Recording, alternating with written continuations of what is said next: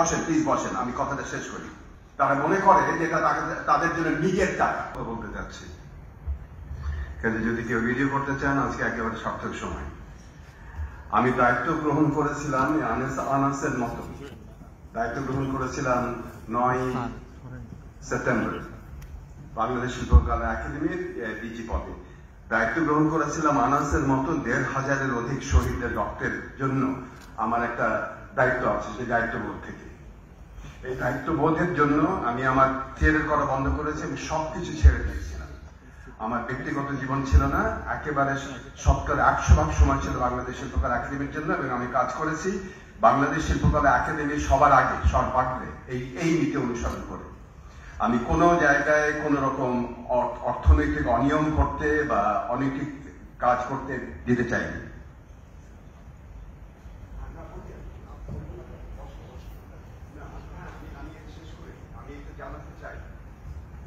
আমি এই কাজগুলো করেছিলাম যেন আমার ছিল প্রথম শর্ত ছিল যেন সচিবালয় কোনো হস্তক্ষেপ না করে। আমি আসিফ নজরুল সাহেব করেননি, কিন্তু ইদানিং এর ব্যাপক আকারে হস্তক্ষেপ করছে। আমি আর বিস্তারিত বললাম না, কারণ আমাদের অন্য অনুষ্ঠান আছে। আমরা চেয়েছিলাম শিল্পকলা একাডেমির জন্য এবং মন্ত্রণালয়ের জন্য, আমাদের সংস্কৃতি বিষয়ক মন্ত্রণালয়ের জন্য 0.5 যেন আমাদের আসে, আমাদের বাজেট বরাদ্দ আসে। সেই 0.5 আসে নাই। বসেন প্লিজ বসেন, আমি কথাটা শেষ করি। আমরা চেয়েছিলাম 165 কোটি টাকা, সেটা তারা দেয় না। তারা মনে করে যে এটা তাদের জন্য নিজের টাকা, এইভাবে টাকাটা বন্টন করা শুরু করেছে তারা। এবং আমাদেরকে আমরা যা চেয়েছি সে তার 165 কোটি টাকা ধারে কাছে না, বোধ হয় কাচিয়ে কুচিয়ে 110 কোটি টাকার মতন হবে, যদি আমার আশাটা পূর্ণ হয় সেখানটা। আমি এতদিন কাজ করেছিলাম সমাজে এই মূল নীতি নিয়ে, যে সমাজের কেন্দ্রে শিল্পকলা স্থাপিত হোক, গণমুখী শিল্প চর্চা হোক, উৎসব মুখর বাংলাদেশ হোক এখানে, এবং হাজার নদীর দেশে বাংলাদেশ যেটা, সেখানে যেন হাজার মত পথ ধর্ম বর্ণ সব মিলে একসাথে আমরা কাজ করতে পারি। আমার উদ্দেশ্য ছিল শিল্পকলা একাডেমিতে অর্থনৈতিক স্বচ্ছতা আসুক, প্রশাসনিক শৃঙ্খলা আসুক, আর মূলনীতি অনুসৃত শিল্প চর্চা আমরা যেন করতে পারি।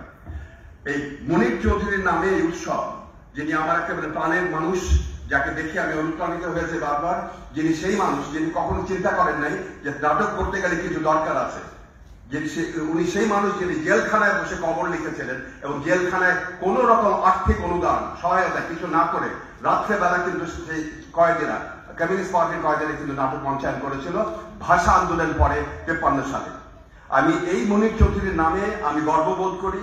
এই মনির চৌধুরীর নামে আমি বলতে চাই যে আমার বয়স হয়েছে এখন 70 বছর। বাংলাদেশ শিল্পকলা একাডেমির জন্য আমি যে কাজ করেছি, এখন আর মন্ত্রণালয় 10 বার করে লড়াই করে তাদের জন্য তাদের হাত পা ধরার কোনো আমার জায়গা নাই, দরকারও নাই। আমাদের মন্ত্রণালয়ের মতন চলুক। আমাদের দেশে যে আনাসের মতন, যারা একটু আগে বলে গেলেন যে আমাদের যেন বৈষম্যহীন বাংলাদেশ হয়, তার জন্য সবার আগে দরকার এই মন্ত্রণালয় যত রকম আমাদের কর্মচারীরা আছেন তারা একটু বুঝুক যে এখানে একটা গণ অভ্যুত্থানের পরবর্তী জায়গায় আমরা কাজ করছি। সেইভাবে যদি তারা একটু চিন্তা করে কাজ করেন। আমি বাংলাদেশ শিল্পকলা একাডেমির সকল কর্মচারী, কর্মকর্তা, শিল্পীদের ধন্যবাদ জানাই, কারণ তাদের ব্যাপক কর্মকাণ্ডের জন্য বাংলাদেশে এখন যে বন্ধাত্ম ছিল আগস্ট সেপ্টেম্বর মাসে, সেটা কাটিয়ে প্রচুর আমাদের এখানে নাট্যচর্চা হচ্ছে, শিল্পকর্ম হচ্ছে, সারা দেশে উৎসব মুখর পরিবেশ আসলে তৈরি হয়েছে। আমি এই জন্য এটা সঠিক সময় মনে করি যে আর বোধহয় ভবিষ্যতে কাজ করা সম্ভব হবে না এখানে। আবার পদত্যাগপত্র আপনাদের সামনে হস্তান্তর করছে আমাদের সচিবের কাছে।